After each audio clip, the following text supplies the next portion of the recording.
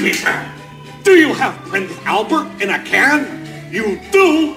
Well, you better let the poor guy out. Shut up and sit down, you big bald fuck. And is everybody in? Still here. Is everybody in? That's my best. It's my best Jim Morrison. I missed that. It's the beginning of one of his albums or something.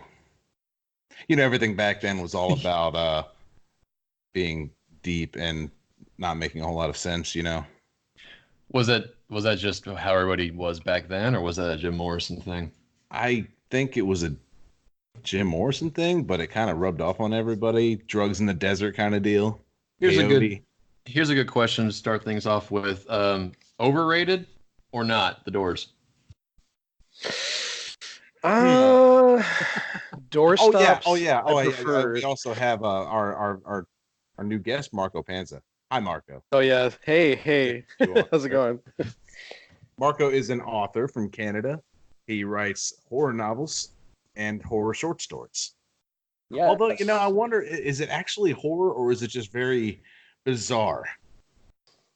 That's a good question. I mean, I don't think it's standard horror. I love standard. I don't even know what you can call standard horror anymore. But like, I guess the like classic formula of like a monster or like something, you know, revolves around like a supernatural occurrence or something. Like it's a little messier than that, I guess, because I've kind of jumbled a lot of influences and thoughts and intentions together. So I guess the closest thing would be dark fantasy, I guess. But when the horror kicks in, I feel like it kind of ratchets up pretty high. So depends what part of the book you're at.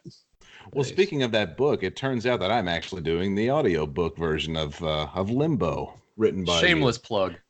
Well, it's fortunately I can talk about how bizarre it is because I'm really, man, Marco, I'm not gonna lie, I'm having a little bit of trouble putting what you write into voice form sometimes, so I'm just kind of winging it a little bit.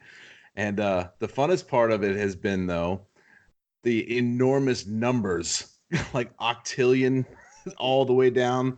So I'm having to read, you know, I'm not even going to try to read it because it usually takes me about 50 tries to get it right. But a number that starts in the octillions or decadillions or whatever. That's been that's been fun. It's fun, but it's difficult.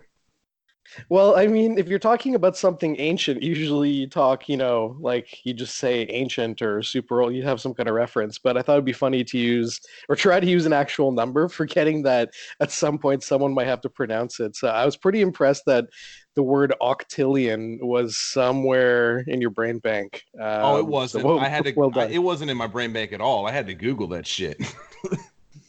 Even to think like, oh, there must be a way to pronounce this. Like, I appreciate and respect the research. It would take me about, I think the first time it took me about 50 tries, and I would end up writing it on my notepad just so I could read it because I would keep forgetting.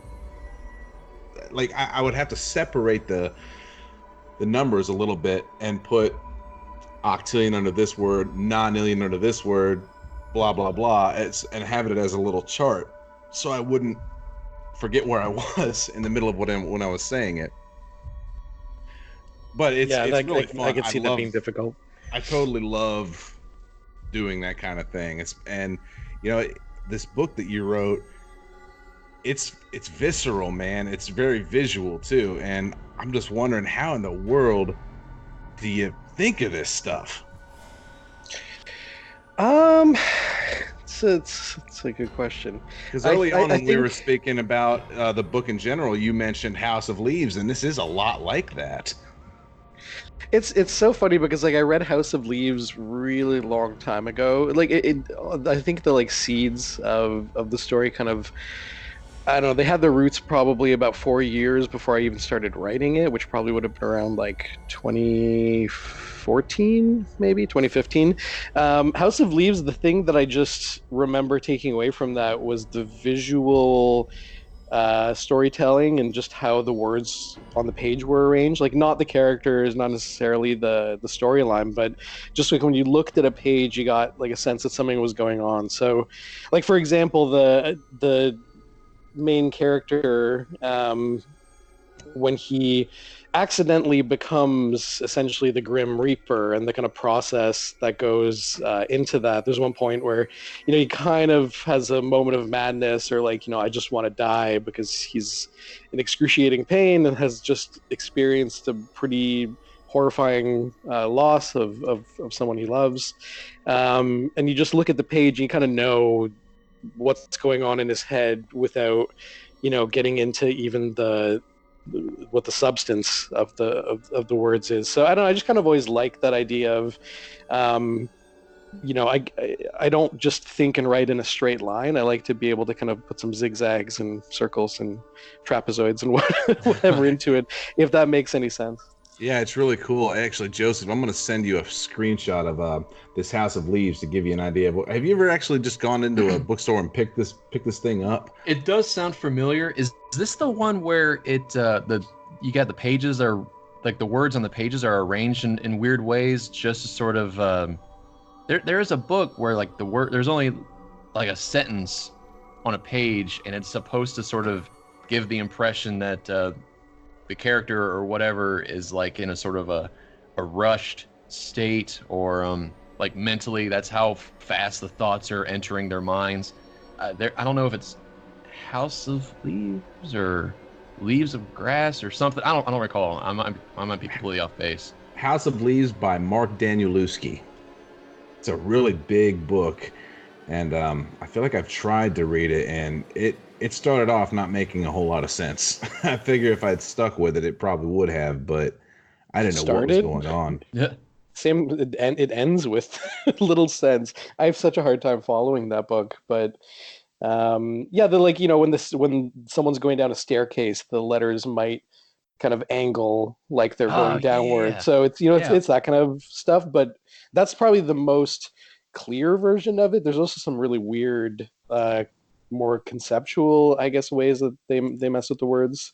But yeah, confusing book. It's kind of like Requiem for a Dream. I think you check it out once, you kind of go, all right. Well, Never doing that not again. going back to that. No. Yep. Oh my God. So I'm in the military, and part of like starting out is to go to technical training.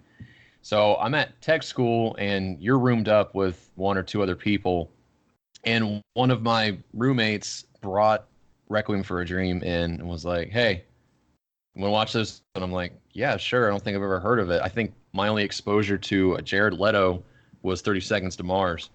So we put that on, and everybody else kind of falls asleep a little ways through, except for me, and I'm haunted by that movie now. It's just so. When I say it's terrible, it's not a terrible movie. It's just what happens to these characters. The plot is just so just bad. It's just so somber. There it is. And it's one of those things where like, yeah, I did that. I checked that box. Never gonna watch it again. Please don't talk to me about it, because I get visibly uncomfortable, because that whole movie is just so rough. Well, that's interesting that you bring that up, because if I were to have like a theme this episode, it would have been, why do we enjoy partaking in such dark, weird shit sometimes? I love dark material. I love it, even if it's like terror or haunting, or, even if it disgusts me. I just can't get enough of it. And how erratic this book is that Marco wrote. It's bizarre, but it's funny at the same time. It's just like, it's interesting that we all kind of, well, maybe not all of us, but a lot of us are just really attracted to this darker material in life. I mean, I think it's access. Like, how else are you gonna get access to, parts of just existence that you don't normally have access to, like in a very visceral, I actually get to safely experience it kind of way. Like, I think there's a lot of stuff tucked away that you kind of need to feel the same way that some people, that may have like a week where they're like indoors a lot, and they're like, I need to feel the sun on my face. Like, I think it's that physical and that visceral that, you watch something like, I mean, Requiem for a Dream is a great example. Martyrs is another one that jumps to mind if you guys have seen it. I keep meaning to Very, see that. I mean, it's another one of those ones where, in terms, again, everyone has different levels of visceral. For some people, it's like, I need to watch like The Ring, maybe not like super, it's something that you can walk away from a little bit easier versus something that kind of shifts how you look at the world or how you feel about things. Like I try to seek out the more intense ones just because I grew up on horror movies and it takes a lot to rattle me, but I still like to have that, almost like danger response Mm-hmm. from a movie. And then, something that's gonna like if it sits with me for a few days and I'm like, wow, that was almost like traumatic. Like that's kind of what I'm looking for, weirdly, I'm with in a you. movie because there's as in there's a lot of crazy shit in the world, and it feels like I kind of feel better prepared for it in a weird way. There's one movie that comes to mind as far as painting a picture, so to speak. Have you ever seen a French movie called Irreversible? No, I have heard that's another one that I've heard that I need to see. It's filmed in reverse, and the most horrible thing in the book happen or I'm sorry, the most horrible part of the movie happens in the very beginning, and it's so it's so bizarrely filmed. I know I can't remember the director's name, but I remember reading some article about it where he researched sounds that inherently make humans uncomfortable and put them in the soundtrack of this movie. And it starts out just so dark and crazy, and it's got the most brutal rape scene I've ever seen filmed. And it's hard to watch, but the way it ends is just you have such a contrast, and you're just like, I don't know how to feel right now because what the fuck did I just watch? It's a good one though. If you ever if that's kind of what you're into as far as that not wanting to not know how to feel after you're done with a movie, that's a good one. Sort of avant-garde. Yeah. There was another one I watched called a Serbian film. Oh Uh, Jesus. I've that, seen Serbian you've film. seen a Serbian film. I would say Irreversible is almost as bad as Serbian film. I remember Serbian watching that. film was insane. It was insane. And I remember feeling like, is this fucking movie ever gonna end? I can't take this anymore. Yeah. That's This it's so disturbing, and it's like everything you shouldn't every taboo is broken in the movie, and obviously on purpose. Like where that movie comes from for like philosophically is really interesting, and just during times of war and genocide, like what are the limits of what people could do to each other. And I know that's where the filmmaker said his mind was at, but it always that's one where, as opposed to Martyrs, which always felt like this is a really like thought out like there's a point to the punishment. I always felt Serbian film was kind of like dressed in a lot of sense, and reason, but when you actually watch it, it's like this just feels like kind of bad filmmaking. It's like, what's just the worst thing I could put on film? It didn't really ever click for me. It sounds like yeah, modern day horror movies. I remember watching The Hills Have Eyes, the new, I guess the newish one. Was that recorded like late 2000s or something? Because the original was back in the 70s or 80s. And I'm just like, okay, I mean, I'm a little freaked out. I'm a little uncomfortable. And I mean, that's pretty much the extent of it. If that's what you were aiming for, then congrats. But I thought the whole point of horror movies and horror in general was to, I don't know, scare people. Maybe that's sort of rudimentary. Maybe that's breaking it down to something that kind of belittles the genre, because there's probably a lot more to it than that if you're actually taking it seriously, which you sound like you are. You don't sound like you're trying to, jump scare people with a book. You actually sound like you're trying to provoke either a thought or some sort of emotional response that's beyond just being a little freaked out. I can say Well, it's with confidence that the stuff, just the off the wall stuff that he comes up with, but he's also just descriptive enough about it to give you a pretty good image. And it's just how bizarre it is that's a little unsettling, and I like that. I appreciate that more than just coming up with the most shocking thing you can think of. I feel like like everything from the or like randomness or cruelty, like there's a lot of excuses that get made. I feel like in horror, when it comes to like why something is there, and sometimes it can be fun to have something happen randomly. But I just, in both what I appreciate film wise, and in my writing, I want that if I go somewhere really weird or if I go somewhere really difficult to get through in terms of, maybe it's graphic or it's really viscerally um, gross in some cases, Mm. that I've kind of justified why I've gone there. Like this is for example, the main character in my story, goes to a place that is essentially like, I mean, it's called limbo, but it's a place and it's also a entity. Something, this like really ancient consciousness that kind of absorbed bits and pieces of kind of everything dead from the universe and all came together into this living endless kind of world. So if you're living in a place that's made up of billions of kind of stitched together consciousnesses and just endless seas of just varying decays of rotting pieces of people and physical objects, it's just like a mishmash of everything in the universe. So the idea that there would be something awful that could happen there, like it almost feels like natural. Like I want to see, like at that point you've established something that kind of is just so strange, you kind of want to see it go to its strange limit, versus I feel like if something normal was going on there, I just feel like I wouldn't have paid it off. So I just always want there to be that kind of through line to, if you create a housing for whatever the horror is or the strangeness, like just tell me why I'm going where I'm going. And that's why The Hills Have Eyes, as an example, for some, I actually do happen to like it, but if I'm evaluating it, Hmm. kind of in my standard way, sometimes it's just the cruelty or the weirdness or the randomness of what they're doing comes before kind of knowing why you're taking me there. You know what I Right. mean? Mhm. That's what I Yeah, don't there love usually. there is a sort of order of operations in storytelling in general, and you can subvert that a little bit. Like I prefer, is it in media res? I like, and that's how my, I'm doing air quotes on this because I've only completed a really really rough first draft of it, but my novel starts off in the middle of things, just because I want to sort of have the reader dip their toes into the sort of world that I'm building and the sort of things that sort of happen.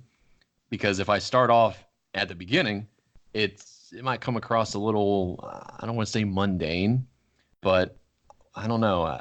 Maybe that's disingenuous. Maybe I'm doing it the wrong way because I don't want it to come across like I'm selling something that's not there, because it is there. You have to peel back a layer or two in order to get there. And I think that's what has to happen when it comes to storytelling. It Is seems that like in this day and age that there's just so much out there to dive into, just even YouTube and Netflix and books and stuff. And it just seems like you have to grab whatever your audience is right off the bat, or they're not gonna finish it. yeah? Is that because we're all ADD by nature now? Probably. I'm one of them. I mean, the the starting things off in like in the middle of action, like I love that in movies. It's just what I mean is some, when you kind of watch Saw, for example, and Hmm. again, you can not like or like Saw, but that's a movie that has like a very purposeful reason for why they use the traps. Now they get more and more gratuitous as the movies go on, but if you just look at the Right. first one I in would say the first Saw isolation, is like one of the best horror movies ever made, personally. yeah, yeah, it's I think it's great, and that's an example of one that like it does actually, it starts right in the thing, it's exciting, but you kind of get taken to a place where you understand where Jigsaw's coming from. Versus, I don't know if you've ever seen The Collector or The Collection.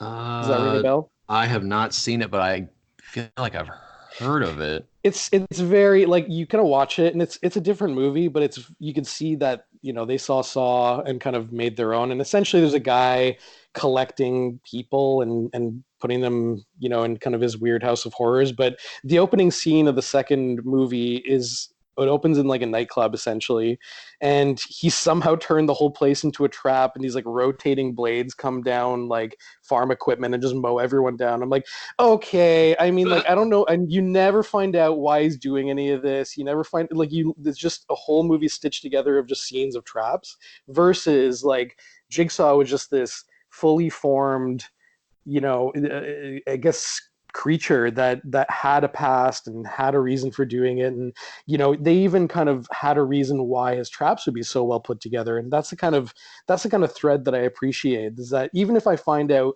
at the very last second, what's that thing that drives the horror, then I'm on board, versus the kind of cheap, like, oh, the traps is what made that movie good. And it's like, Yeah. well, no, it was more than that. It's always the character development. Like that's I think as we get older, we're looking for that and not just the shock value. 100%. Yeah, that's not really the reason I would want to go to a movie, is to see these crazy traps and the way the different methods in which people are killed. There was an Eli Roth movie, I think, for a while. All he was doing was remaking old movies. Came out 4 years ago. I can't remember if it's like The Green Fire or it was something weird. Green Green Inferno. Inferno. Yes, and all the trailers, all the advertisement was just like 30 to 45 seconds of people screaming. And I was like, why the fuck would I want to see that? Why would So I it's want like to the subject Goonies. myself? Why would I want to it's exactly like the Goonies. All that is 75 to 80 something minutes of screaming over and over and over. And I'm like, why would anybody want to see that? Why would anybody be like, you know what? I'm going to devote 2 hours and about $10, unless I'm, feeling saucy, then I'm going to buy some popcorn. So we're talking $17 to a Scream Fest. And it's like, why would anybody do that? I don't understand. I remember watching that movie, and I've tried to get through that movie twice, and I cared so little about the characters that I didn't even care to see them get ripped apart by cannibals. It was just, I don't know, man. The movie starts off as like these college activists, and they're so dedicated to what they're doing, and it's just kind of like, okay, but Yeah. I don't know. That I have never finished it. I've gotten to where they got to the jungle, and something would come up, and I'd have to turn it off. I never picked it back up. Yeah. They never sold it to me. And I might have already mentioned that horror isn't really my thing, I guess. I mean, I played Silent Hill 2 way back in the day, and the fear on Xbox 360, Tara would be in the other room and she'd hear me screaming and yelping in genuine like fear, and she'd be like, "What's wrong?" And I'm like, "It's just this little girl. She just keeps popping out in the corner of my vision and it freaks me out." And she's like, "I'm trying to do homework. Shut the fuck up." I'm like, I can't help it. And the thing about that is that was like a trope, and it still is, creepy kids. And this was during, I guess, the height of Ring and Ringu and all these just creepy little girls with long hair covering their faces. And you're just like, wow, she's feeling real emo today. It's like, no, she's actually a ghost. And I'm like, oh, an emo ghost. Whoa. But There was game I'm was sorry. good. Go ahead. The game was really good. It freaked me out, and that was what drew me to it. I was like, oh, I mean, it's a pretty cool shooter, but it's also really creepy. And maybe that's what it is. And your book sounds like it's cosmic horror. It sounds H.P. Lovecraftian, and that is different. And I like that. I prefer psychological horror, like just weird mind fucks of movies, pardon my language, over like a straight in your face. Yeah, watch your fucking mouth, man. Yeah, I prefer that over just like, oh my god, cannibals, or oh my god, just terrible people and doing terrible things to other people. I don't know. I'm always looking for something else. And I don't know, movies nowadays, they just, hey, this doll is haunted. Okay. And that's how they sell it to you. Have you ever heard of an author named Brahm? No.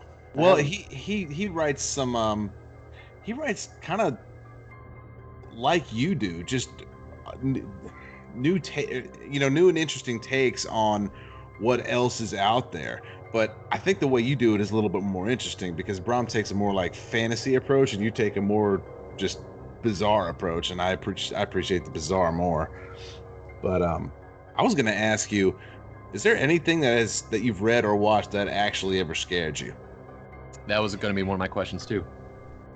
It's, I mean, I think I damaged that part of my brain at a very young age that gets scared at movies. So like, I don't feel anymore the like real fear, like that kind of like you're a kid and it's like I'm thinking about that thing like it's real. Like that hasn't happened to me in a really long time. I get more like excited.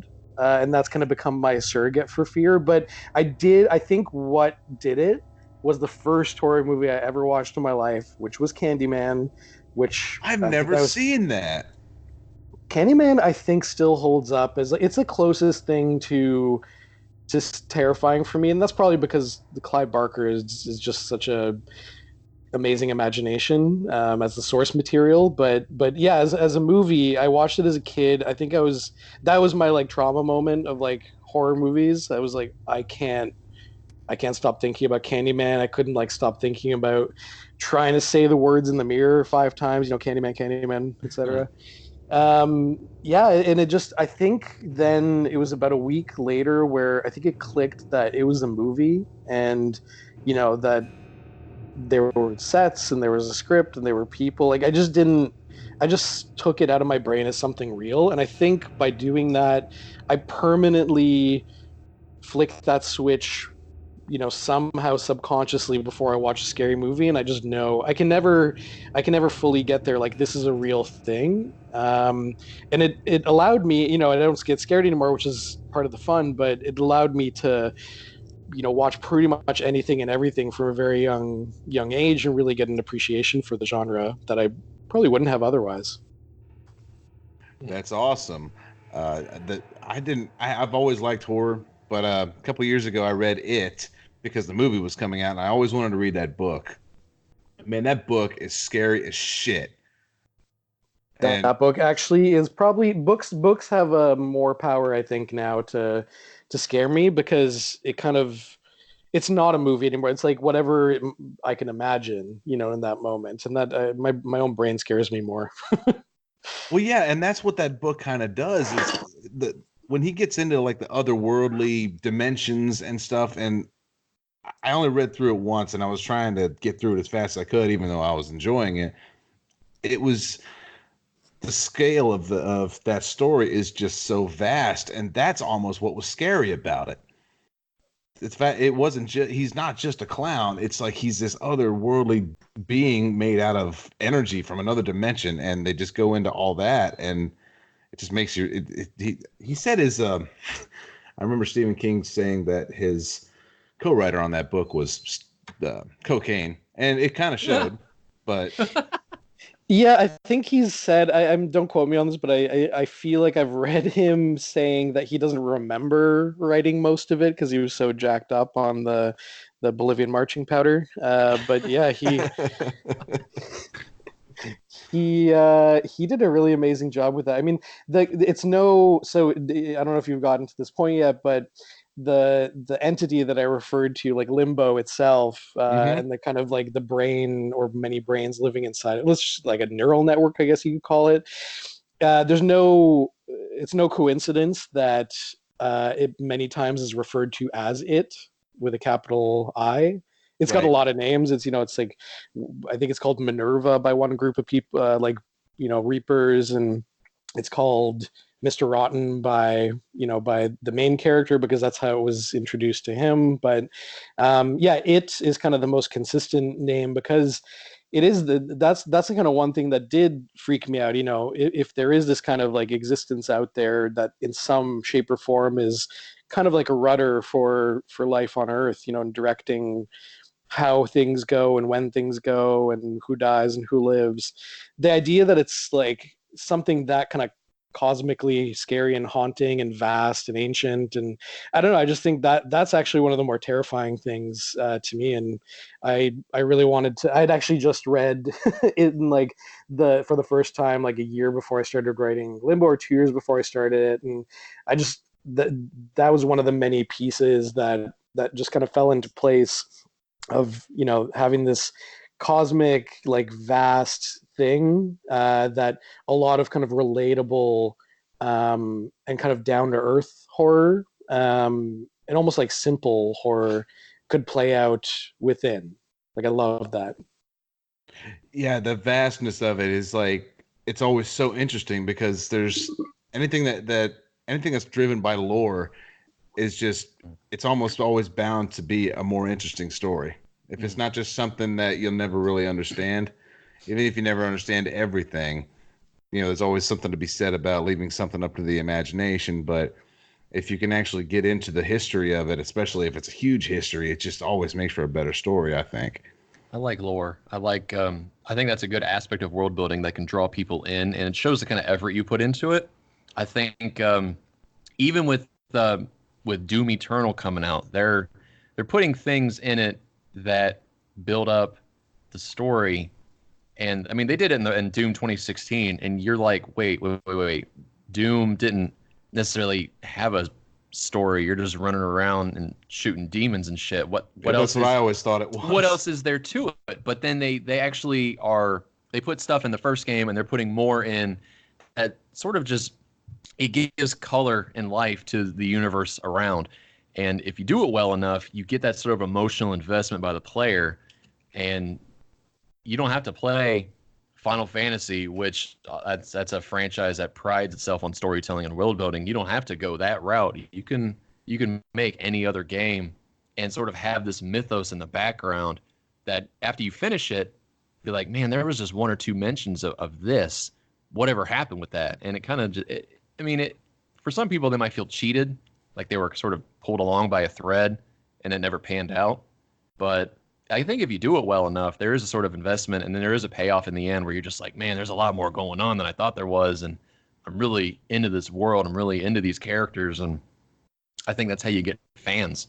I think that's how you get a following. I mean I agree in insofar as that's really what draws people in. Like fan fiction, I don't like reading fan fiction. I don't search for it, but I love that it exists in so many forms. Like if someone can take, well, it's a great example. I mean, you could write a story about that entity encountering someone else, and you'd almost like if you looked carefully enough, you'd have all the pieces to kind of to at least start off on the right foot. And that's the kind of storytelling that always drew me in is the stuff where you could play around with it a little bit. Like Freddy Krueger was another one that, as much as they kind of forced the mythology as they went on, the original conceptual mythology behind him and what he was, I remember just kind of like imagining him appearing in different people's lives that I'd encounter for a while there. Like when I was introduced to him, I'm like, oh, I wonder, like someone would tell me about a bad dream and I'd kind of think about how Freddy would come into it. So it's just, I feel like it just, horror has that when done right. And not even just horror, but like Game of Thrones is another example. Like if you have that something that's a little bit dark and almost a little bit like out of reach or untouchable or something almost taboo, but that has an element of play to it where you get to you get to fuck around with the building blocks that may or may not be in the source material is just so much fun. It kind of takes me back to falling in love with just broad like genres altogether. So fantasy and horror really have a lot in common in that way. And Game of Thrones to me was in many ways a horror show itself at I time. I agree that fantasy and horror can be intertwined pretty easily. I don't know what your histories or experiences are when it comes to video games. Yeah, I play Uh, a lot of video games. well, I'm curious if you've ever played Max Payne way back in the day. No, never got around to it. So I mean, it's a third person shooter. It's got a sort of film noir like New York. I'm a cop on a quest for revenge because my family, et cetera, et cetera. So, I mean, the story is pretty good, but what really drew me into it when I first played it back in, gosh, 2002, I think, was the way in which the story was told and the dialogue and just the writing in general. So it was written by Sam Lake, who I think is Finnish. I think Remedy, the company that is behind the game, I think they're based out of Finland. But just the manner in which all the dialogue, the entire story was written, it was exaggerative, but not to the point where it was like eye roll inducing. Maybe I'll pull up an example here in a little bit, but just the way in which metaphor and similes were used, it was almost like an inspiration or a catalyst. Like I would play an hour of Max Payne and I'd be like, I go right, because it would kind of put me in this sort of mental place where I thought I could just spin all sorts of yarn. I don't know, and it was, I don't write cop stories or film noir, sort of police detective stories. I write, I guess, adventure fantasy. I mean, what I've been working on for, God, almost 20 years, I guess at its base form, you could just describe it as a sort of fantasy adventure novel. But I'm trying to subvert the genre. I've never read Lord of the Rings. I'm not into orcs and goblins and tropes and cliches like that. I'm trying to stay away from that stuff. The only thing I guess you might draw a comparison to is, like they don't use guns in the country, in the nation where they are. That technology exists, but it's like North Korea in that it's strictly limited to the military and the very small police force that they have, but civilians aren't allowed access to that. But they still have medieval style like scythes and swords and shit. And I try to introduce this sort of what starts off as a typical, oh, we're at war and I'm going to enlist and I'm going to fight, and then the war is brought to my front door, and now I'm going to take matters in my own hands because I'm 19 and I think I can change things. It starts off real straightforward, but that's why I start the story in media res, because in this prologue, you have this guy who seems pretty normal, and he just opens this sort of tear in the air. He's talking to this person, and then he turns, and this void just opens up, and it's ringed in a sort of bright violet, and you're just like, wait, I thought I was just reading dialogue between two characters. And he's just like, all right, deuces, I'm gonna see you later. And he steps through this void and disappears. So you're just like, oh, okay, so there's a weird sort of mysticism happening here because we can just do that.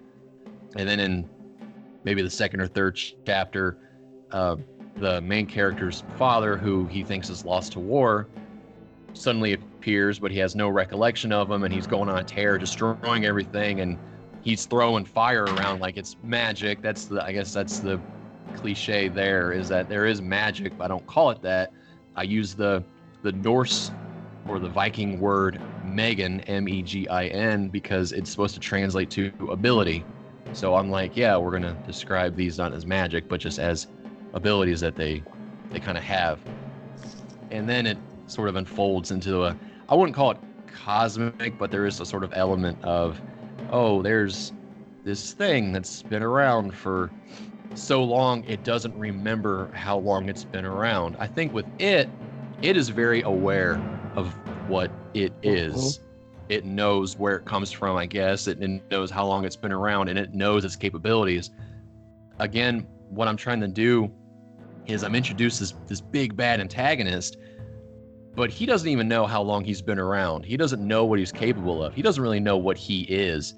And at the very end, whenever I get there, because it takes me such a long freaking time just to sit down and write, he'll sort of be like, oh, I kind of remember that I can do this. I'm not just some special thing. I'm something grander than that. But he never really figures it out. And I keep using the pronoun he. He's this thing, I guess you could call him a god. I guess that's going to be the direction I take it in.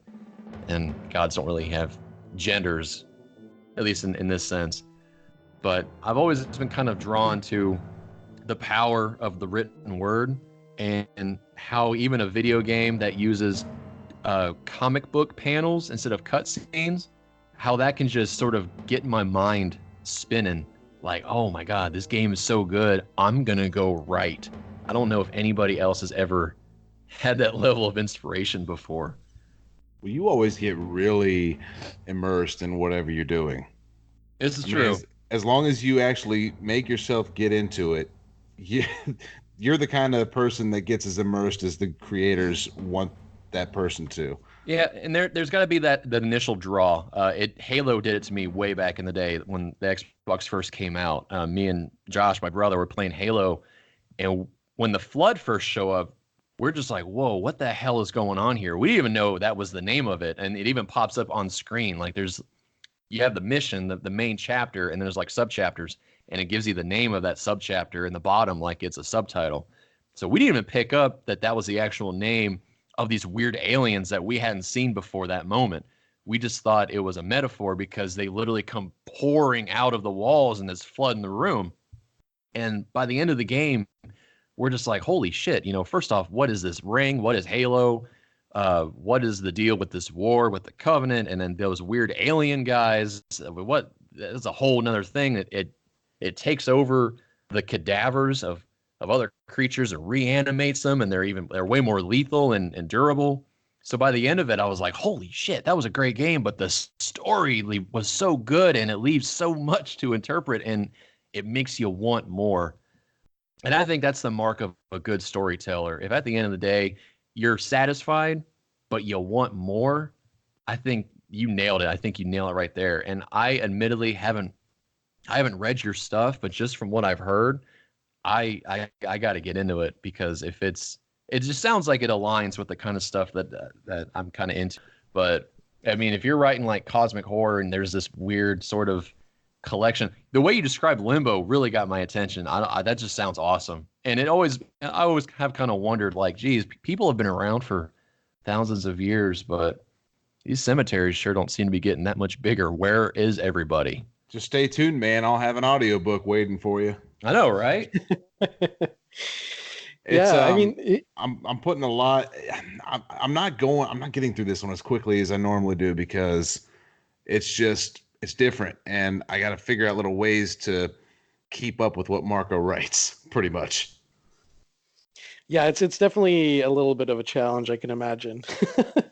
But you touched on something that that just to build on kind of coming out of a movie or a book or a video game, like you have that feeling of excitement so many times where like it sticks with you. But I feel like it's kind of trying to find the equivalent of when you see an action movie and you come out as a kid like punching things, like you think you're Yeah. the action star. Like I Yeah. remember seeing Teenage Mutant Ninja Turtles 1 through 3 in theaters, and like every time like you kick out the door and you're like running around and like chopping things, and I just kind of love any genre of anything that leaves you with that feeling of like, fuck yeah, like I want to live in that world, or I want to write my own version of that, or I want to see more of something like that, or I want to talk to someone, like anything that makes you excited. Like the worst thing is wallpaper, and there's so much wallpaper in entertainment right now for all the choice that we have. So just people that like you can always kind of, when you're stumbling through what's on Netflix or what's on Hulu or what's on what's at the bookstore, there's so much to go from. I really appreciate when you come across those few where the person behind it not only cared but also like wanted to do something more than sell you whatever that story that they were telling. They wanted to kind of enrich your life in some way, and Yeah. you can kind of tell when the details are there. And I think that's part of why not to keep coming back to it, but it really hit the mark for so many people because not everyone loved it, but you could tell that from the source material to the screen, they really took their time to try to make something special that was going to get people as excited as the classic kind of like 80s wave of horror movies inspired such a huge number of people. Like it was just aspiring, I think, to be that. So anything that does that, I fucking love, video games or otherwise.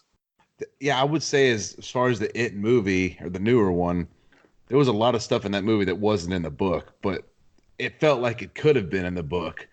Man, that thing with the movie with the video projector, that was like Hmm. the coolest fucking moment in any horror movie I ever saw. That was awesome, and that wasn't in the book at all. No, that was an amazing. I remember that actually. I saw it in Montreal for the first time. I was on like a work job. We had the afternoon off, and that was the one that kind of like as soon as I saw it, like I got chills, and I was like, "Oh my God, this is cool! This is so cool!" Like his fucking face and just the way, like you just weren't expecting it, and it felt like one of those moments that was like, I feel like I'm gonna watch this another 50 times in my life at least. Yeah, and when they were in his lair at the end, they had all the kids floating in like a circle going up that huge tower. That wasn't in the book either, but that was like the movie creator's version of what that phrase meant. And I really appreciated that because we all float down here, and they actually were floating. That Oh wasn't in yeah, the book, and that that was was really cool how they did that. I that thought. was a good twist. Because I wasn't. You kind of wonder like what does that even mean, and then you're like, oh shit, like he was being literal. I think, yeah, I mean, like when the first time you see, because that book didn't have, obviously, as you mentioned, didn't really have a justification. I felt like for float, I always thought it was water. Like you're in the sewers, you're in the water, you'll float like a dead body on the water. But I always thought he that's was kind of what talking I'm. about just the balloons. I mean, for I mean, that's another. it's but to be able to take that, just something as simple as a word or like a central phrase and run with it, like that, I think that's the power of great fiction is that it gets your imagination going and it makes you want to talk to people and it makes you want to create something new. So the something as simple as that running through a film to me is like evidence of like, oh, I had my own version of what this discussion is right now. Like I thought it was the balloon, I thought it was the water. Andrea Muschietti or Andre Muschietti, I forgot, was I think it's Muschietti is his last name. Andre. Yeah, yeah. Yeah, definitely you can tell was a fan. Mm. And as far as my unhealthy love of horror, uh, I also was kind of wondering if that was Pennywise's little way of trying to get people to trust him, even though as weird of a phrase as it is, that's the best he could come up with because he's really nothing like us. Mhm. Maybe, I don't know. Could be. Is that something I never read the book. Is that something that's explored in the book? His mannerisms and the way he speaks. Is it because that is that's his interpretation of humanity, just like from the outside looking in? Because he's not human, so he's trying to mimic and act like people. Is that why? I mean, There was a part of that book, it's a very small part where it's actually from his point of view. You remember that part, Marco, where he's talking about the turtle and how much he hates him and all that shit? Yeah, it's I actually found, I think that it's just incredibly intelligent, and so aware of just the long history and all the different civilizations that it seems to have kind of encountered. So as far as the thread running down to like how it imitates humanity, I think it was, from what I remember, it was actually very aware, but it was always more of an animal or like a just something feral, imitating to a very high degree, hmm. and everything that it's trying to feast upon, because it can get so into their heads that there's not even like it's not a pale imitation. It's almost like it could become someone very close to you, like a mother or a father, and you wouldn't initially know the difference because it's so deep in your mind. So I think that the any kind of like otherworldly or like weird ways of behaving are all purposeful in the way that Pennywise or whatever the entity behind it kind of is trying to do. I think it's very aware. Yeah, it's definitely a really good book, man. You ought to. It's long. It's so long. Yeah. God, it took me months to get through it. But I remember one night I was reading it on my back porch when I lived in an apartment, and my fiance was living with me at the time, and she had gone to bed, and I was out back reading this book, and I want to say it was the part where Pennywise turns into the werewolf and he's chasing them out of that basement, and I was so into it right then. She'd come up. I had one of those big, heavy sliding doors. She'd come out, and the door made that noise, and she came right up behind me. I didn't even know she was behind me, and she put her hand on my shoulder, and I about shit myself. It was just like I didn't realize how into it I was until something from the outside world reminded me that, hey, I'm not actually in the book. It's a great power to have. I mean, to be a creator and to get people to buy in. Like I said earlier, I keep coming back to investment. If you have somebody who invests their imagination and their emotions and everything and what you put together and what you in essence slaved over for God knows how long, that's got to be refreshing, to hear or to know that I guess that you're that good. I think that kind of feeds back into it. Like, man, I can do this. I really am pretty good because I got people living in my world, even if it's for a short time. I can do this again, and then just and in Stephen King's case, they do it again like 70,000 freaking times. I remember watching some interview with him and George R. Martin, the guy who did Game of Thrones, and the last thing they talked about was George said, "Hey, I've got a question for you before we stop." And Steven says, "What's that?" And George says, "How do you write so many fucking books so fucking fast?" And I can't remember what his answer was. I just thought that was funny. He's probably because he's paid by the word. Well, so is George Martin, and it takes him 5 or 6 years to write a book. Yeah, I never heard of him before the Game of Thrones TV series, and I see that, and I see Lord of the Rings, and I saw The Hobbit, and I'm just like, oh my god, how many dragons? And I mean the White Walkers, they look like orcs that were left out in the cold for too long. And it's like, I'm gonna say, man, the White Walkers were really domineering and creepy. that's why I'm trying to be different. And it This sounds is coming from the guy who actually hasn't seen the show, though. I don't need to see the show. I got to episode 3 and I was so confused because there's so many freaking characters that I was just like, yeah, I'm done. I'm not really into this. And everybody keeps telling me you just got to get through the first season and then No, that's not true. That is it. not true. I will say the first season definitely gives you an idea of how everything works. It's still I didn't a have good that season. idea. I'm just like, there's too why Well, you why gotta do, get why do through I it. care? Why do I care that little kid saw those two people fucking? Why do I give a shit? Oh, he fell far. That sucks. And then I asked my buddy, and he was like, "Oh yeah, it's because they're brother and sister or something." I'm like, "Oh well, how come I didn't get that from the show?" Because you weren't paying attention. Because everybody's names sound the same. They're all consonants and no vowels. Oh man, I love you. Unless and then you shift gears to Lord of the Rings, and everything has freaking apostrophes in it. Man, I've tried to get through Lord of the Rings, and it's a different kind of book because it's something you read if you don't really have a care in the world.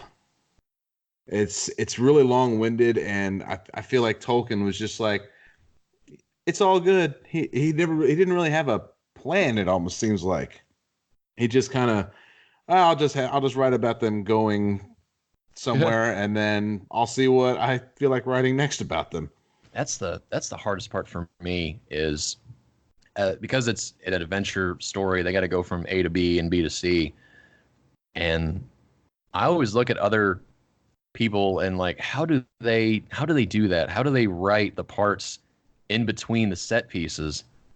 And the best thing I can come up with is like, I won't, like, I'll sort of establish the setting in between this place and this place, but the best thing I can come up with so far is I just fill it with dialogue, and it's just exposition or character development. Well, Trying to focus. You're better than me then, because I remember I had a couple ideas for short stories, and I would get to writing them, and they sound awesome in my head. And as I'm typing them, I'm thinking I'm doing great. And then I'd read that part to myself, and I would think, this is not a conversation that people would have unless it was written by somebody who didn't know how to write. So, I feel like having conversations between your characters, something that you both come up with, you got to think of both sides of the conversation, and that's just something I can't quite grasp. Yeah, what kind of challenges, Marco, do you run into with dialogue and creating different characters? That was something early on that I kind of struggled with because A, I was in high school and everything was influenced by Dragon Ball Z, and B, all the characters were kind of the same. They just had different names. They all were sort of driven by the same stuff, or they reacted to things similarly. I didn't really have a like. Now I'm 33 years old, and I know that it's natural to be skeptical of things, even in the face of of the obvious. And that's what I got my deuteragonist, if you will. He's very skeptical of everything despite everything he's seen. He's always like, I don't know, man. I don't think this idea is that great of an idea, and I think we should just sort of do this or do that. But my protagonist, he like is embracing everything. Like if he was alive and he saw this whole Jeffrey Epstein thing, he'd be embracing every single conspiracy theory out there. He'd be like, yes, all that stuff is happening concurrently at the same time. But I didn't start off that way. So I'm curious what sort of hurdles you may have encountered when it comes to writing your characters and having them interact with each other. I mean, dialogue, it can very easily obviously get really unnatural. And That's the word, I mean, unnatural. yeah, I've had, I mean, for a living, I work in advertising, and I'm a copywriter. So I've kind of written my fair share of really awful dialogue spots, selling everything from burgers from an undisclosed giant burger chain to like coffee and I don't know, drink enhanced. Anyway, there's a lot of products, but you kind of I think I cut my teeth on that. So when it came time to actually write what I would hope to be good dialogue, I had a lot of don'ts in my head. And I think the trick that always found the most helpful was the analogy of, like, when you're talking to someone and you want to bring something up, like the real purpose of your conversation is actually not the thing you're talking about. It's, I don't know, you want a raise, or you want to, I don't know, make a big purchase and you're talking about it with your spouse. If you go about it the wrong way, they're going to notice what you're angling for, and they'll be like, that's not how you talk normally. Like, right, this is not how you behave. What are you trying to get at? Versus if you can weave something a little more naturally into the conversation and almost kind of arrive at a conclusion together, that's when it feels like things are a little bit more natural. So I kind of apply the same theory to writing dialogue, where you kind of have to have an idea or a plan of where you're heading, like what's the reason this conversation's happening, but the characters aren't aware of why that's happening, or maybe one of them is aware. But I think it's almost like as soon as the characters start showing your intentions and where you're trying to drive them to, that's when it starts being unnatural. Versus if I'm trying to skirt the line of, I know where this is going, I know what point I need to land on, but the things they need to say almost need to feel unplanned getting there, because people don't arrive, like, conversations are messy. So, you know what I mean? Like, if it feels like it's just you're trading off sentences from an ongoing paragraph where, okay, the end of your thought naturally segues into the beginning of my next thought, and then my next thought segues into the, beginning of your next thought, it just feels contrived. So that's something I feel like I'm really sensitive to now, and it feels like when I apply that theory, it tends to work out. At least I hope. That's really cool. That seems something that probably took a while and a lot of thought to figure out. Because every time I try to plan out a conversation, I remember, it's like you mentioned with your boss, I want to raise. Every time I try to plan out a conversation, it doesn't go anywhere near like what I thought it would go in my head. So then you're not only are you approaching a subject that you don't really feel comfortable approaching, now you just have like this big hole in your head because you don't know even where to, it just, everything's missing now. So because you had made all the room for this plan, but now you have to really think on the fly. The other thing is silence. It's really easy to overwrite, and not every single aspect of everything that's talked about gets covered in a conversation. There are things you skip over, or you nod, or you make a gesture, or maybe there's some kind of shared understanding that everyone might happen to have that you wouldn't even need to say a certain thing. So it's also in the pauses and the silences and the kind of what surrounds words that I find can do a lot of the heavy lifting and making it feel just more natural and real. Because few people are trying to fill every single moment with meaning, like, spoken out loud. A lot of meaning is kind of what's not being said. So I always try to keep that in mind too. I got a question regarding, because I haven't read Limbo, I haven't read your material yet, so I'm curious what you think of when it comes to I guess prose, prose. Or and if that's the wrong word, maybe then just writing styles. Just if we're going to be general and I guess really rudimentary with terminologies. So earlier I was talking about Max Payne, and I found something that I want to read as an example of what sort of inspired me in my writing style. But I am, I guess, nervous or apprehensive, and maybe I shouldn't be. Maybe I mean I should just be like, this is how I do it. So either read it or screw off. But I don't want to come across as, I guess, too sloppy or amateurish, even though I guess technically I am an amateur. So this is in reference to he's going to a ship called the Chiron or the Chiron, depending on how you pronounce it. Which, Hmm. if you know the is it Greek or he was the ferryman? I think it was.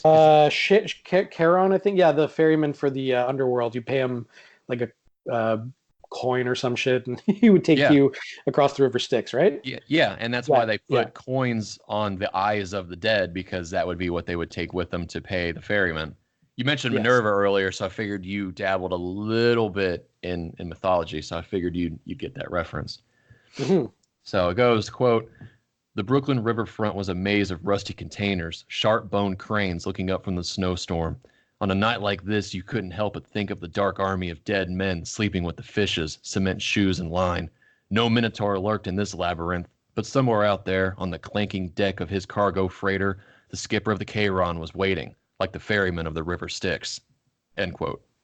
So what he does, the writer of this game, there's a lot of, I guess, long sentences. Like, on a night like this, you couldn't help but think of the dark army of dead men, comma, sleeping with the fishes, comma, cement shoes and line. I do that a lot, where if I'm describing something, I throw in like a simile and then something else that expounds upon without starting like a new sentence. And after a while, I'm just like, God, I have like 4 or 5 freaking commas in that sentence. And I'm just wondering if I'm going to too great of length to describe a character or describe a setting. And I guess I'm just wondering, like, what's your writing style like? Is it tight and compact, which I think is what your mainstream reader would prefer, or like do you just because you write this sort of cosmic Lovecraftian style horror, and I'm just wondering if that's how you write it, if you just are describing it in these different sort of off the wall ways, and by the end of it, you're like, wow, that sentence took up half the page. I think, I mean, generally speaking, I'd say on the tighter side, really one huge role model writing wise is Stephen King. Not necessarily, looking at his books and then trying to apply something, but more so his actual book on writing. I think it's actually called On Writing. So it's half autobiography, but the other half is just kind of principles for being a better writer. And one thing that always stuck with me was just kill your adjectives, just not overusing descriptive words. But so if I'm going to say like the bright tower, do I need to say that the tower is bright, or is there another kind of more direct way of getting to the point? So I try to use as few adjectives as possible. Essentially, like that's my number one. I don't limit myself when I'm writing them, but when I'm editing and I'm trying to cut things down, those are the first thing to go. But by the same token, I feel like my writing style is a little more fluid than the average, in the sense that based on the characters or based on the moment or based on kind of a feeling I'm trying to evoke, that there might actually be an overly descriptive or run-on sentence. So by way of example, there's in this place Limbo, there's the Reaper, like Grim, there's the Grim Reaper, but there's also all the other Reapers of the world, and essentially they all compete to most creatively kill and then reap the souls of the living. And they have like an award show every so often that honors the best among them, and that they're all competing for. So to convey how just mundane something like, imagine the Academy Awards, but that ran for like 50 hours, and all the people that received awards, won and were able to speak for the equivalent of another four Academy, or like it just Mhm. how I used like run-on sentences and kind of hyperbole to show just how it just plods on and just won't let you go. It just takes so long. But there are other cases where, something a little, I guess, more substantial might be described in just a few short words to try to evoke a feeling or just to kind of speed things along. So it kind of is like need dependent, but I think generally speaking, overly flowery kind of descriptions of very simple things is where I draw the line, because they're just, let me show you my words. I know lots of words. You are Becomes- literally the becomes- opposite of J.R.R. Tolkien. Yeah, I couldn't read J.R. I mean, I'm not going to talk shit about, kind of a legend of fiction, but honestly, after 4 pages of just describing them walking to a place where nothing's happening, I was like, okay, this is clearly not the book for me, because I'm not impressed by the thesaurus that seems to have been used throughout this whole thing. The formation of the trees on either side of the road, and it gets, Who cares? it's very monotonous eventually. And I had made a point, like, I'm gonna get through it because, like you said, he's a legend of modern fiction, but it's just I can't do it.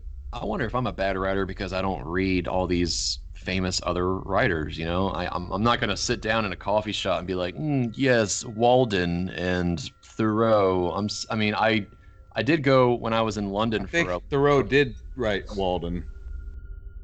I don't even know what the hell you're talking about. See, that's how great of a writer I am, because I don't even pay attention to the greatest contemporary literary minds of our time. I mean, I did go to Westminster Abbey when I was in London on a layover, and I saw, it wasn't the gravesite of T.S. Eliot, but it was something, and I was just like, not with a bang, but a whimper, and I walked away, and I was like, okay, I did that, so am I a writer now? So I don't really know what defines being a writer these days. I don't know if that's a stereotype where you have to like just list off all these different writers, or if you can be like me and just be like, yeah, I kind of do my own shit. I would imagine that you would just want to kind of stick to what would inspire you personally. I mean, if you're going to be a horror novelist, you don't want to be reading Danielle Steele or, The Notebook or something like that. I mean, if you're afraid of what Danielle Steele writes, that could be your inspiration. Like, oh God, all these things. I'm stealing from Stephen King again, but he did another thing that sticks out that he says about writing is, if you don't read, and I think that's more broadly, like, if you don't absorb stories, you don't have the tools to write.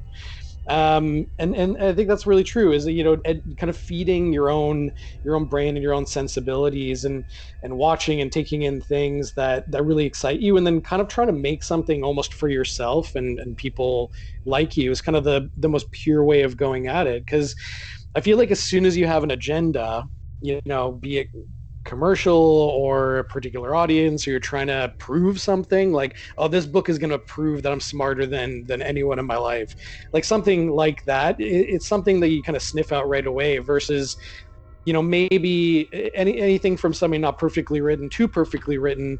There's a whole range of people that you can tell wrote it for, if no one read it ever, they still would have written it. And there's a people that's like, oh, this is kind of a commercially driven or an agenda driven kind of work of fiction or art. So I think starting from an honest place and just trying to entertain yourself is kind of the best way to go about it. Well, that's a good motivation to have, and I think that's all I really want to do is just finish this. I don't want to rush it. Part of me, way back like a couple years ago, I've been working on this final quote unquote draft for such a long freaking time, and I knew where I wanted my characters to go. I just didn't know how I was going to get them there, and I almost skipped to that part. I was like, you know what? Let me write where I want them to be, and then I'll figure out how to get them there later. And then I sat on it for a while, and then eventually it occurred to me, like, oh wait, I could get them there this way, and I ended up writing it linearly, like I had meant to from the beginning. Is that I don't really talk to other people who write, but is that how you write? You just write from A to B, or do you jot down like different scenes and ideas and then connect the dots later? A little bit of both. I mean, something you said, like the kind of figuring it out at a certain point and being able to drive to that point. is something that's tough to stumble across, but that can happen. That's kind of how it happened for me. But to take a step back, I mean, the whole story of Limbo started. It was actually going to be um, like I was playing in a band at the time, and we were going to write. We wrote a musical, and then we were going to write a second one, and the second one was going to be about the Grim Reaper. It was actually called Grim the Reaper at a certain point. Um, and then kind of took that story away from that group when it all fell apart, and all I had was the sentence of um, the Grim Reaper searches for his soulmate, and I was kind of intrigued by that statement of like, the Grim Reaper normally reaps souls, like why would he be searching for a soulmate? And I obviously evaluated, is that even a cheesy idea to begin with? So I kind of spun everything out of there. I had like books of notes that, how does this world that I want to build work? Like, what is this afterlife? What is the physical kind of structure and hierarchy of life there? So I think after spending like 2 years kind of, fiddling around in notebooks and kind of half jotting down thoughts, I kind of had enough to just sit down and start writing. And frankly, until about the halfway point, I was like, I feel like I'm heading somewhere because I'm building like a foundation in this story for kind of really what happens in the second half and driving towards the end. But I didn't really know until about the middle, and then kind of I had this bit of a it's the total cliche, the flash of like, oh, that's how it ends, and then everything kind of fell into place, and I wrote the whole thing linear, like I didn't jump around. It was literally epilogue, prologue, then I wrote the opening, and then etc. So ultimately it was just like one chapter that was dropped and the rest was just heavily edited. But yeah, it was kind of an epiphany like halfway through. I think if you invest enough time, it's not just time into the characters and the writing of it, but just kind of like living in that world and kind of being the expert on it, and especially with something that's more like fantasy based, how does this world even work? What are the parameters to be able to tell this story?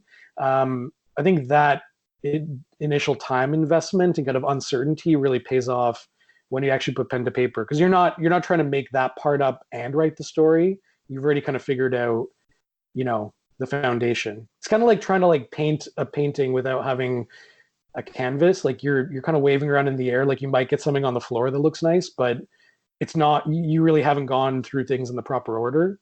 So that's kind of how I look at it. Yeah.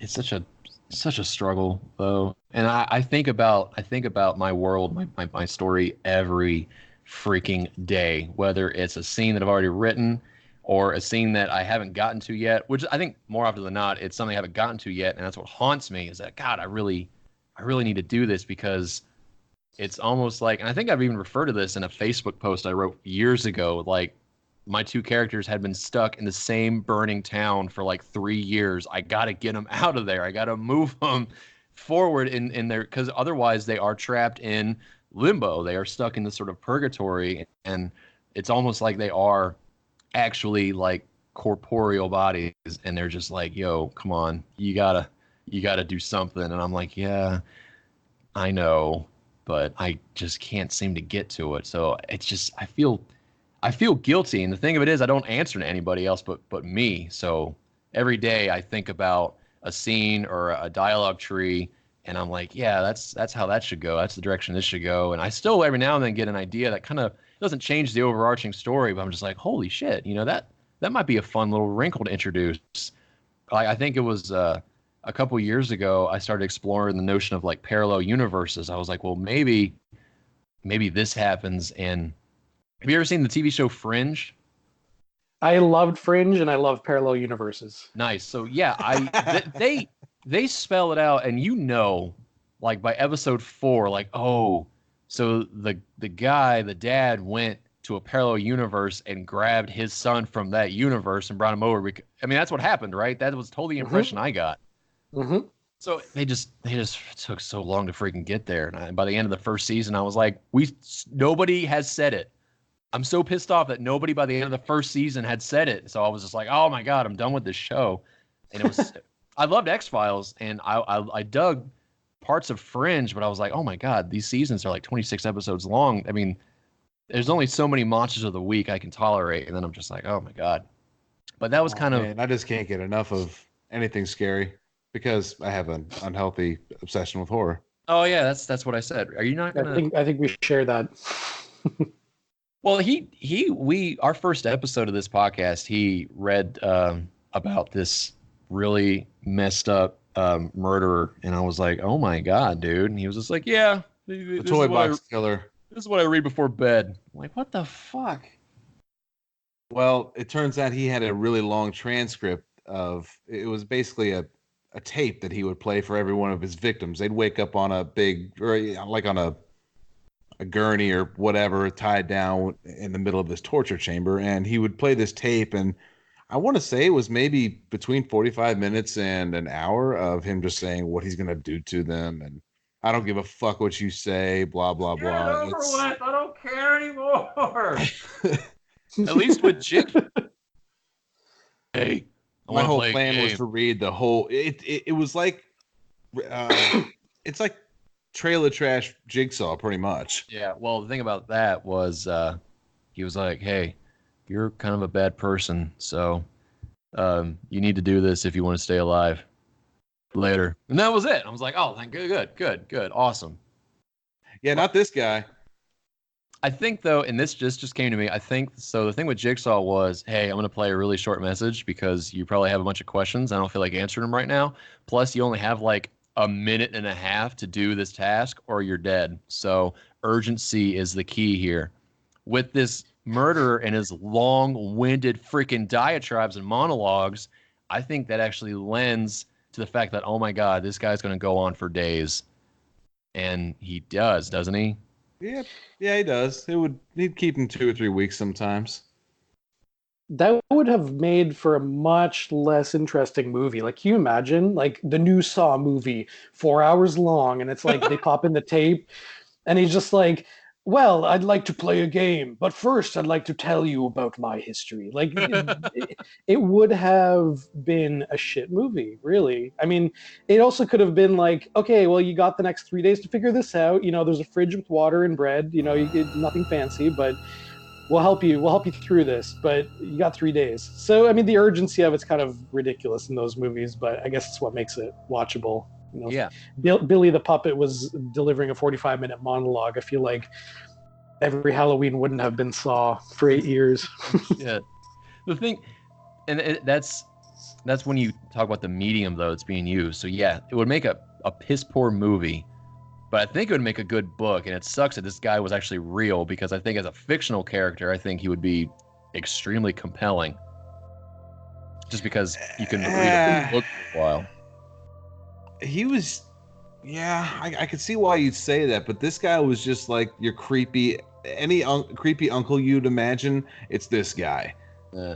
I mean, there's always an interest in the depraved things that he took part in, but as far as a person, I don't think there was anything compelling about him in particular at all. There are plenty of serial killers that are really compelling. You've got like your Carl Panzram and John Wayne Gacy. There's a lot to those guys. All of it's disturbing, but this guy, this toy box killer, was just, I don't know. I don't think he was very smart. I think he was patient, but he's not as compelling as a lot of these other guys. Mm.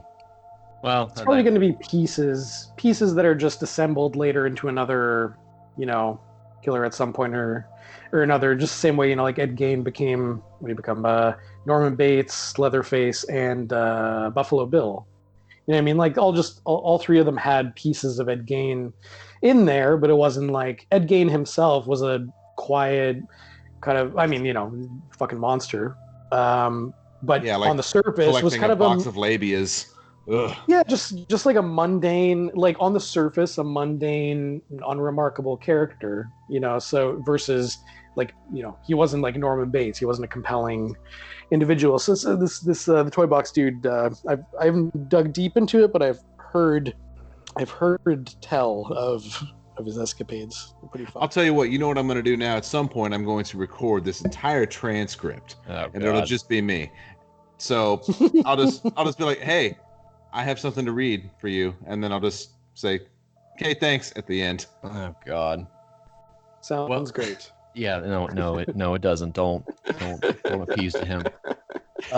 The last question I have written down here, and I'm kind of glad we were talking about movies and books just now, is when it comes to media, and I mean like games and movies and book print, basically. Are you how aware are you of the direction like print media is going, and are you happy at all with it? I've always heard that print is dead or print will never die.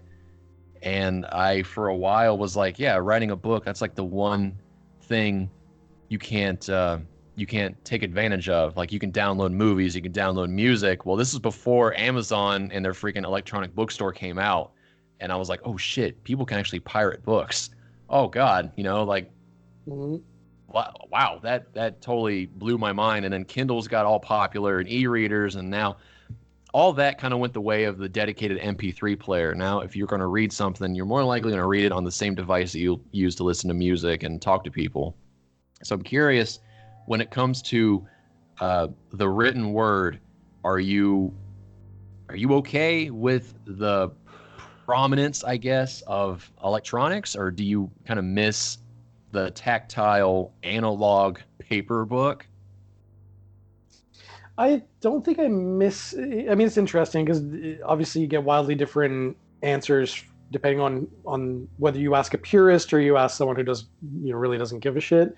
I love books. I also love having the convenience of someone read that book to me via audiobook. I love, maybe I don't want to carry a book with me and I've got it on my phone. Like I get all the angles of it. I don't think it's a bad thing to have, more ways to discover the stories that you want to discover, in kind of a way that makes sense for you. Like these days, I love books, but these days I find it very hard to find the time and sometimes even attention to sit down and just do one thing, alone. And that's what a book forces you to do is like you can't really multitask versus an audiobook. Like I can clean my place. So I'm kind of in that camp right now. I don't think they're ever going to go away the same way that like people are still buying records. It's just too classic a form of physical media, but it might eventually become something that's a little more niche, and I'm okay with that because when books first came out, that was about the only way you could consume any kind of story or media. So do I want to live in kind of the equivalent of the 90s with CDs where it's just this monopoly of huge companies that probably weren't even allowing the kinds of stories that I would like to read to be published. There's a lot more to sort through right now as a result, but I'm cool with it. Like I sell way more ebooks than I do like physical books, and if the respective audiences either liked or didn't like the story, that's great. But I'm just happy they're reading it in one way or another. Yeah, and that's true. And I totally omitted audiobooks as another sort of form of media because it is a book, but it's something that you listen to. So it kind of it can help, but I feel like a book, like a really good story, requires that sort of investment where you sit down and you actually dive into it. And an audiobook, having somebody read it to you while you do other things, it just sort of feels like, yeah, I totally read a book if somebody asks, but you really didn't. And when it comes to the electronic means of it, though, I also glossed over the fact that the internet has probably enabled everybody who had a story to tell that story. And a lot of Mm-hmm. people, I'm sure, like big print media, like big media, big newspaper media, they're just like, man, there's just so many little asshole bloggers out there. Yeah, but those asshole bloggers are actually like telling stories that you wouldn't tell, and they might be taking your subscribers, your people that would ordinarily read your column, but I mean, these are on the ground people, and they're not journalists, and not reporters. They're just like, oh, this shit's happening right now, and this is actually what is happening, and maybe there's no perceived bias in it. I'm not too sure, but when it comes to writers and novelists like yourself, I mean, you can self-publish. I don't know if you did, Mm-hmm. or if you went through another agency, but I mean, I totally didn't even regard that the internet kind of is its own form of media now. Yeah, it really is. I look at things a little more, and maybe just because like my goal in life was to be a musician for a really long time, and that's kind of the lens I still view a lot of things in, even if I'm not pursuing it. But when you find like you might hear a song from an artist in a anything from a commercial to a movie to on a shitty set of speakers, like from a car passing by, or like there's a million ways you can find out about an artist. And then maybe you hear the album on Spotify, or maybe you're like, oh, you were in a record store and you're like, oh, fuck it, it's $5, I'll pick it up and give it a spin. And then eventually maybe you buy a t-shirt, or maybe you eventually end up at a concert, or maybe you find out about their other band. Like, I kind of look at media now as like a gate, like anything you come across as a gateway drug into hopefully a broader sense of that person or that group's work. So I become a little less precious about the individual pieces of art or culture or communication, and more so like, oh, is this an invitation to something bigger, be it more work or a community around it, or am I just going to kind of move along? Because frankly, I've also spent a lot of time committed to and reading books that I'm like, oh, fuck it, I've gone through three-quarters of it, I'm going to finish it, and I still have to give attention to something that I don't fully want to. I feel kind of trapped by it. So again, that flexibility sometimes is like, if I'm super into it, like just like with music, I'll buy the record and I'll cancel my plans and I'll sit and listen to the record for an hour, or like I'll go to their show and not go with anyone because I just want to absorb it myself. So I feel like as long as there's some appreciation for the kind of the tangible or the like community aspect of any kind of fandom, and you're not just kind of leeching off of it or treating it like it's not important or not of value and just kind of discarding it, then I'm all for it, books or otherwise. We live in such an amazing time. Me personally, I like seeing all these physical books on my bookshelves, but at the same time, the books that I've gotten into more than anything are the ones that I've read on my Kindle, because you can put in your little headphones and you can have Spotify playing. You can make your reading playlist. Just a tidbit of information: the Breaking Bad soundtrack, just the score is like the best reading music I've ever come across. But if you got your music playing in the background, you can really get into your story. And the fact that you can have all these books on your Kindle, it keeps your place. The screen's always nice and bright. It's so easy now to just make it as convenient as you can for you. I usually don't like listening to audiobooks because I can read the words faster than they're spoken to me. But when it comes to some stories that I get into, like Star Wars books, I love listening to the audio versions of them. Like you could listen to them in your car. Sometimes it doesn't take quite the level of concentration to get into a Star Wars book that it would, a really crazy Stephen King book or whatever. So just everything, you have every option possible now to make it as easy as you can. 100%. But I do like having a lot of books on my shelf. I mean, It, it's it's got nice. it down to the bare minimum now. Like the stuff, it's more stuff that I would reread at this point than never read before. I've kind of whittled it down to like, I don't know, pretty narrow scope of things. And yeah, just taking physical space in my life at this point, like as an object, I scrutinize a little bit more because it's easy to get cluttered. But it's also a good conversation starter too. Like, let's say you have somebody over for the first time and they see all your books. Oh, wow, he's into horror. Apparently, that's a conversation starter right there. Or Ender, depending on who it is. Right. Like, Oh, oh, they have a cool, you have a poster of the Reanimator above your bed. That's great. Reanimator, man. That takes me back.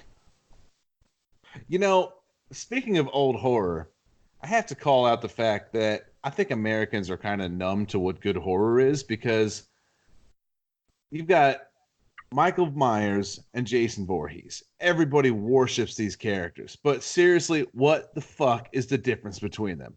They're both silent serial killers who have no personality and they wear a mask. And they're unkillable. There's no difference. And that drives me crazy about how everybody is just so they're so awesome. They're the staples of horror, and I don't get why. There's nothing to them. I mean, honestly, like it's one of those right time, right place things. Like think about without a whole history of it, if Jason came out today, like if Friday the 13th was just a movie today, would he might be like part of the group, kind of like I don't know, like Cropsy from The Burning is part of the group, but he's not at the forefront like of people's minds. So it was just at the time, it's just got enough cultural capital now where enough people have seen it and enough people have lived with it that it's something we can all kind of get on board with and be like, oh yeah, if I know anyone, I know Jason. So I feel like they're celebrated for that fact versus some of the more kind of niche ones. But I feel like most people recognize it's just kind of fun seeing like that simple classic kind of like slasher story just keep coming back in some way. And there's a whole generation of kind of new, different, like non-slasher kind of things going on. It might just be, the same way that people hold on to like old Disney movies. Like, is it because if it came out today, it would be as celebrated, or is it because it's nostalgia and history and it's kind of fun seeing new versions of something you already know? Oh, we always look at things we used to love with rose-colored glasses. Like we were saying, I 100%. think it might have been the last podcast we did, but you go back now and you watch the Batman animated series. You thought it was the most amazing shit ever back then, but you go back and watch it now, and it's pretty terrible. Yeah, it Yeah. admittedly is. I will admit that too. You don't want to admit it, but you have to. No, it's like going back and watching, like, I don't know, I remember watching Transformers Beast Wars when I was a kid and being like, this is the coolest thing in the world. And then I tried watching, an episode a few weeks ago on YouTube, and as soon as the, like, I don't know if you remember the show, but like Waspinator, like the stupid wasp. Oh no, just all the voice acting and CGI was so bad. Like, Waspinator. That how did I sounds think so this was good? familiar. And I don't remember that. Optimus Primal, like Optimus Prime was made into a gorilla. Oh, now I remember what you're talking about. Yeah, it was Oh like the yeah, animal version of okay. Transformers. Oh my god. It My was really son bad. is into anything robots right now, so it's all Transformers all the time. But he's also he's also a huge fan of BB-8. So that's my little segue into getting him into Star Wars. There you go. Good job. You are a good dad. Good dad I do job. my best. And so I want to say we're probably getting close to wrapping it up, but before we do that, I want to just let you know that my fiance cannot get into Sunny. She hates the characters so much, and trying to Did she say they're explain. just yelling at each other? Is that why? Well, it's her reason is because they're all the most horrible people in existence, and I say that's why the show is so awesome. You don't actually like these people, but it's funny watching them to react to certain situations. That's going to be a tough sell for someone that, I mean, so, I'm the kind of person that when I'm in most situations, the thing that always makes me laugh at the back of my mind is, then I don't say it, but it's like, what's the worst thing I could do or say right now? Like, what's the absolute worst? And just kind of playing that out is always funny. And that show kind of puts that all out in the surface. Like, I'm in a hospital right now with staff that's overworked and underpaid. What could I do? I'm going to scream for better service and TV, like HD TV in my room. Like it's the insanity of that show can be hard to handle for a lot of people, and that's why it's so great that there's so much else to enjoy out there. Or But let's go into a litigator's office and try and settle our stupid argument and bring in an exercise bike with a, a fist on the end of a dildo that shoots up and down, and that's probably the most horrible thing you could ever do to a litigator. there's I there's a lot of things out of context in that show that's like, yeah, I don't think I'm going to watch that. If you hear about it or you don't experience it, like you're already a fan of the show. It's What do funny. you think the funniest episode was, or maybe even a couple funniest moments? I because there was one the one with where they were doing the canned wine, and That yeah, the intervention is a classic. the intervention, and Frank and Mac are walking down the street, and Frank just starts belching and acting just like this disgusting slob, and then Matt can't take it anymore. He says, "You're just so disgusting," and he walks You're an away. animal. And Frank puts his head up into the air and just starts growling, and this foam just starts dribbling out of his mouth all over his shirt. And then they cut it right at the perfect spot. And Yep. it's just little moments like that that they're such terrible people, but it's what is that show even? Is it a dark comedy? I don't know, but I swear it's the funniest show ever made.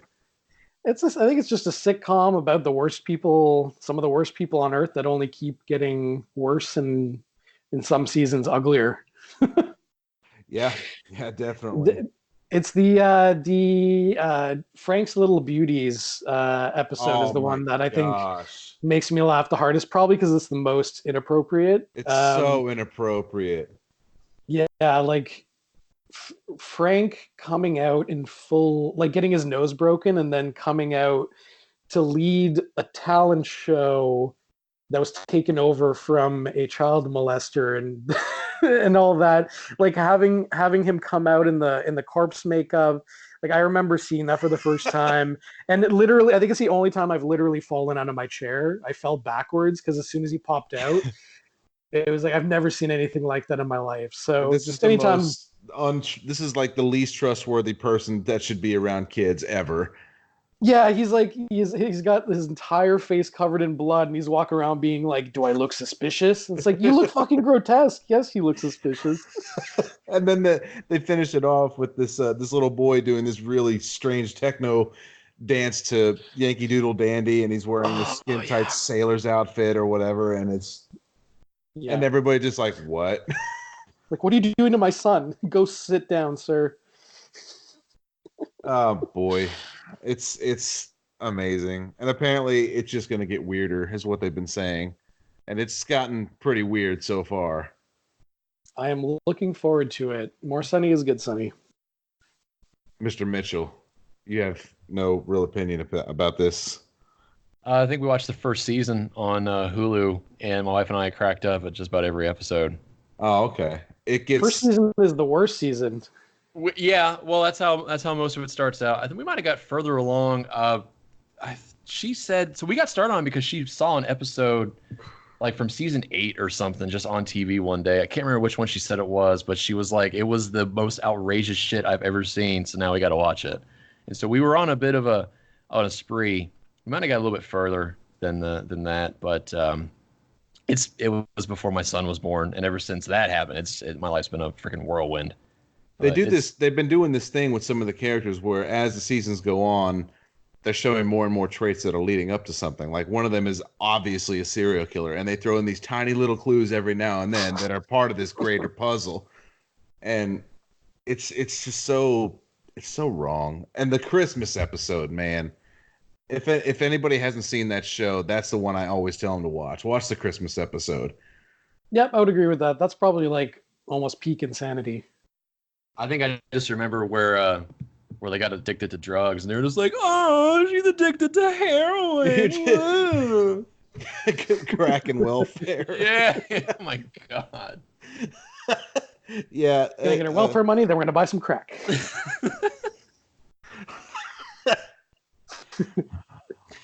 All right, Marco. Well, this has been fantastic. And anytime you've got a moment or, a couple hours on a weekend, just let us know. We have to deal with kids and work, unfortunately. I wish we could just not go do those things and focus on stuff like this and actually figure out how to get people to listen to us. But, maybe one of these days we'll get there. All good. Thanks for having me, guys. Appreciate it. What's the best way to help you out to promote your work? The easiest way, I guess, is just check out my book called Limbo. I've also got another book called Brief Horrible Moments, which is a collection of one-sentence horror stories, and those are on Amazon, or you can check them out at Goodreads, and that'll point you to a few other places you can pick them up. But Amazon would probably be your best bet. Nice. Okay. Well, great. I'll direct people that way then. And there will be definitely an audiobook for Limbo eventually, as soon as I figure out a way to get through it. Yeah, so audiobook for Limbo coming, and also probably within the next month or two. I've been told it's coming very soon. There's a Spanish translation of Limbo coming out in Spain, specifically, if you are a Spanish speaker of any sort, published by Pulpture over there. So that's pretty exciting too. And I will not be doing the audiobook for that one because I don't know how to speak Spanish. Oh, You're fired. Damn it.